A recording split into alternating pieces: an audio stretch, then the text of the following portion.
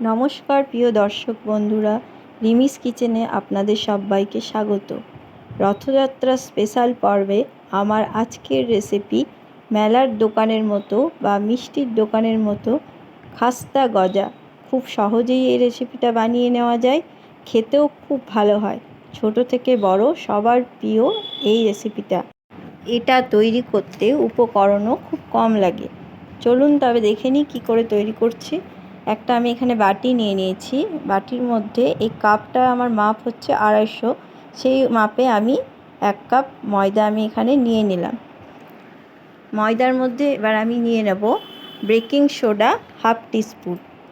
এখানে 1/2 teaspoon baking soda আমি নিয়ে নিয়েছি। এবার ময়দা আর বেকিং সোডাটাকে ভালো করে মিক্সড করে নেব। চামচ দিয়ে ভালো করে মিক্সড করে নেব। মিক্সড হয়ে গেলে এখানে আমি ব্যবহার করছি সাদা তেল। আপনারা চাইলে এটা ঘি দিয়েও করতে পারেন। আমার কাছে যেটা ছিল সাদা তেল, আমি সেটা দিয়েই এটা তৈরি করে দেখাচ্ছি।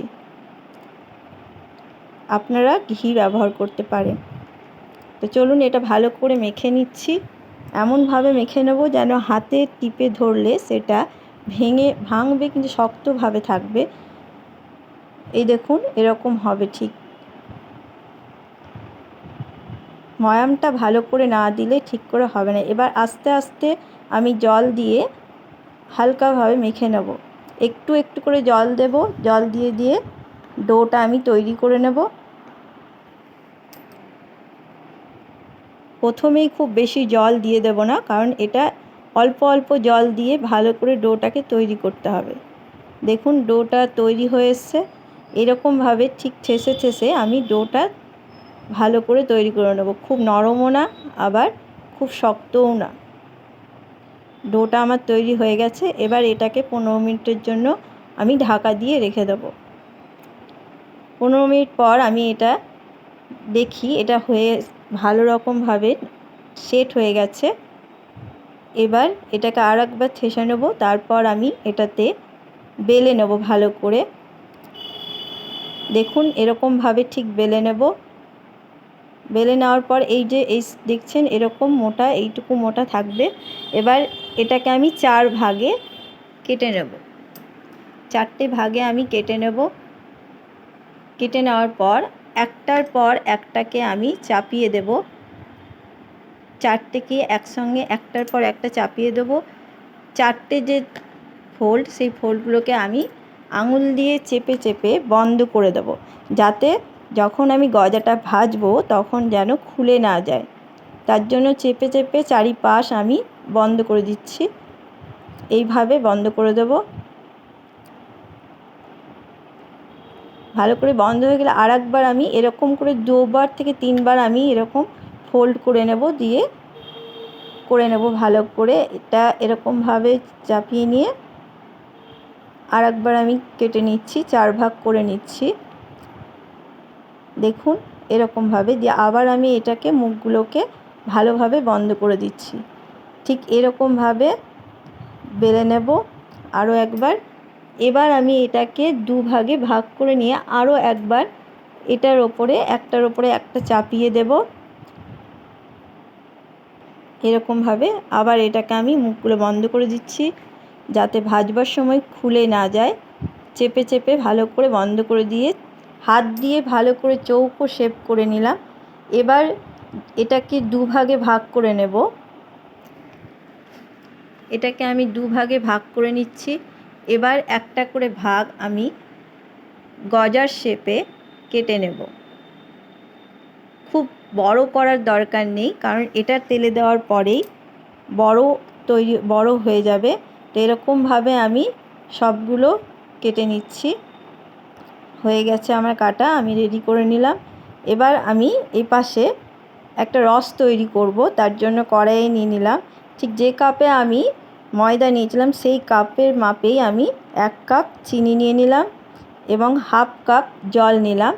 এবার এটাকে রস হতে দেবো। আর আমি এখানে একটা এলাচ ব্যবহার করেছি সুগন্ধের জন্য। যেহেতু আমি এখানে ঘি ব্যবহার করিনি, তাই আমি এটাতে একটু ফাটিয়ে একটা এলাচ আমি এখানে দিয়ে দিলাম।